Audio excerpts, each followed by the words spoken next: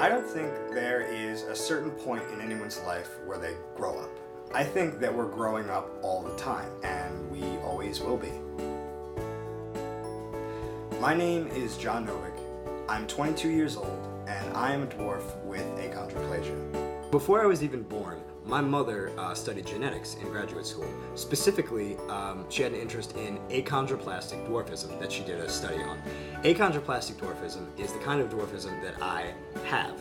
So when I was born, she had a lot of extra information and she had a lot of books to help her parent me. The definition for dwarfism is the abnormal underdevelopment of the body characterized predominantly by extreme shortness of stature. Now, there's a lot of different kinds of dwarfism, as I mentioned before, and the most common kind is the kind that I have, which is achondroplasia.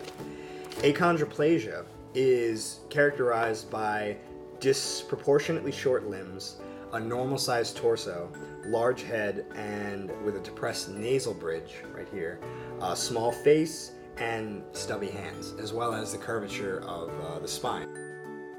The term is dwarf or little person.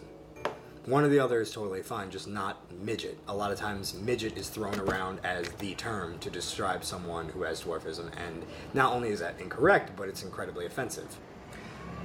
I moved to New York City about a year ago, and although I consider it ultimately a good experience, it was made a lot more difficult because of my dwarfism. I grew up in a small town, and I would have, negative encounters every now and then, but for the most part, I had friends and I had family who supported me. School wasn't a nightmare, and I just was able to have a pretty average childhood. A year ago when I moved to the city, I noticed that there was a lot of people. There was a lot of people. And because of that, I had a lot of encounters. I would have people that take pictures of me on the subway. I would have people that would harass me, and just all of these things, all of these almost daily occurrences, they would continue happening until it got to a point where I just got fed up with it. I wanted to stop telling people what happened to me, and I wanted to start showing people what happened to me. I wanted to show everyone what a day in my life was like.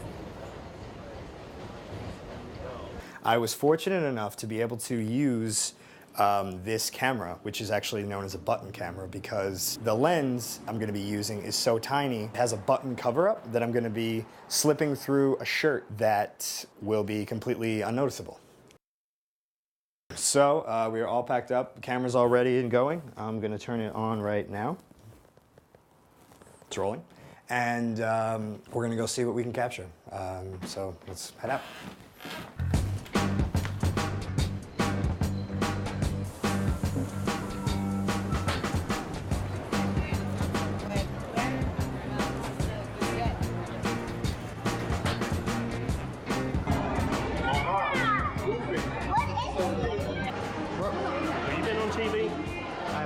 You know who you look like?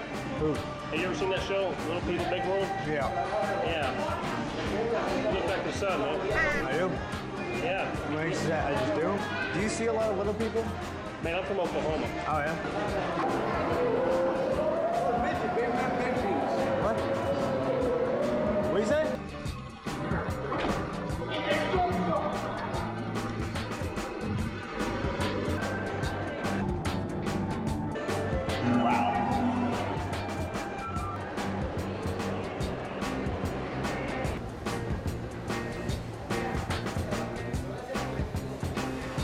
And I hope I didn't offend you. Oh, no, it's okay. I appreciate that. No, it's fine. Hey. Can I get your picture? No. You from one of the show with the little people? Not that I know of, no, I'm not. Oh, you look identical as the guy. I don't want to tell anyone what to do, or what to think, or how to feel. But instead, what I'll do is I'll ask. I'll ask that the next time you see someone who is different than you, think about what their day might be like. Think about all of the events of their life leading up to that point. Then think about their day, and think about what part of their day do you want to be.